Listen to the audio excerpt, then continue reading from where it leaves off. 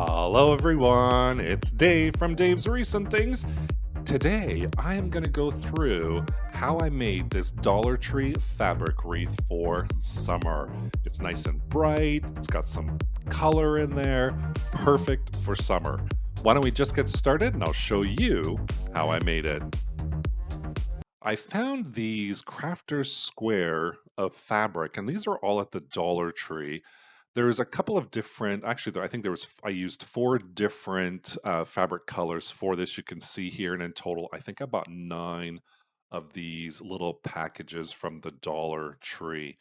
And I found a square wreath frame again from the Dollar Tree. I was so happy, so excited they had these back in stock that I was like, I have to make this wreath using the square wreath frame. Here is one of my patterns. It's kind of a, seafoam green background with pinkish peach color roses.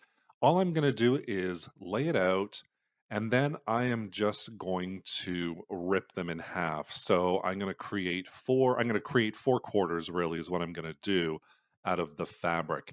And what I wanted to do was create a rough edge on this fabric wreath, rag wreath, fabric wreath, whatever you want to call it.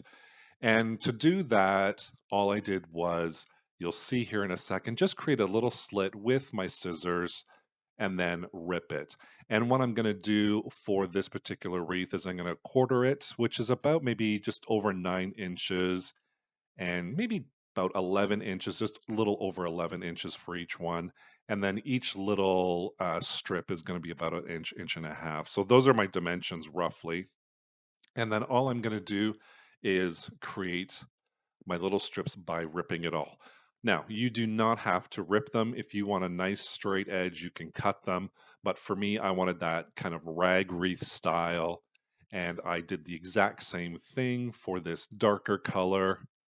And to make things a little quicker, I just pile them together and rip them all. And I have this lime green color.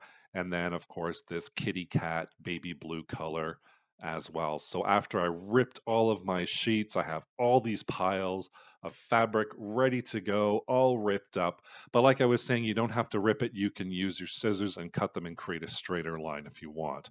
Here is my square wreath frame that I'm using.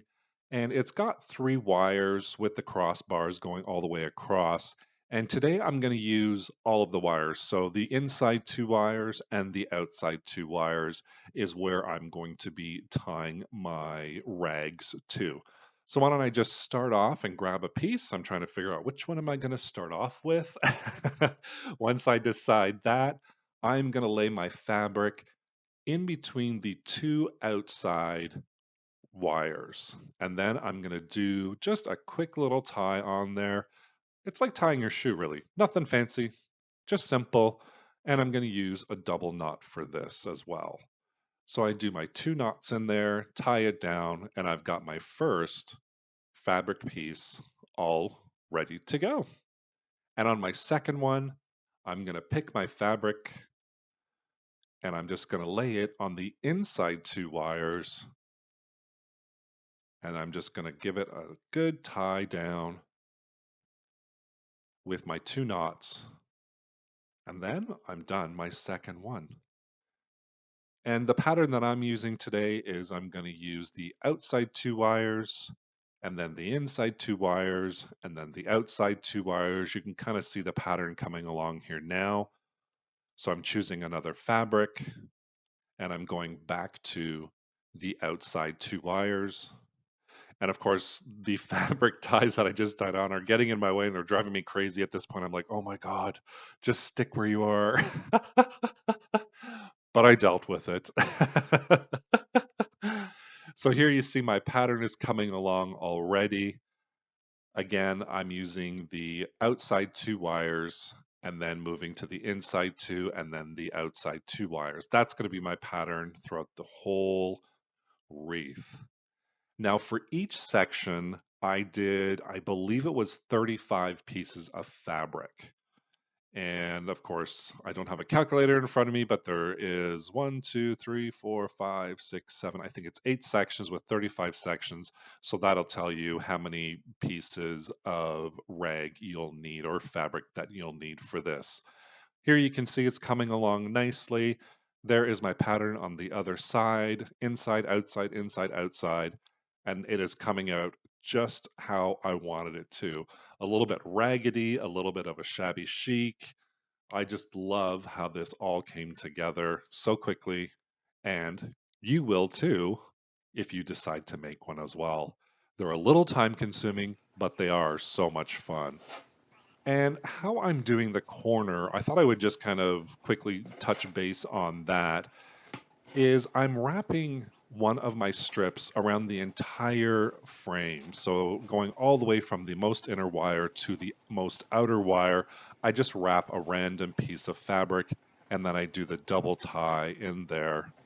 Just such that I'm covering those wires there. Because I found when I was doing some corners, it really wasn't working out all that well. So I came up with this little solution that worked for me, and hopefully it works for you as well.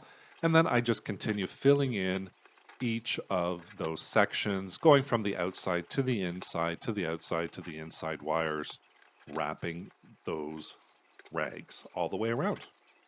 And that kind of, you can see here, covered in those corners nicely.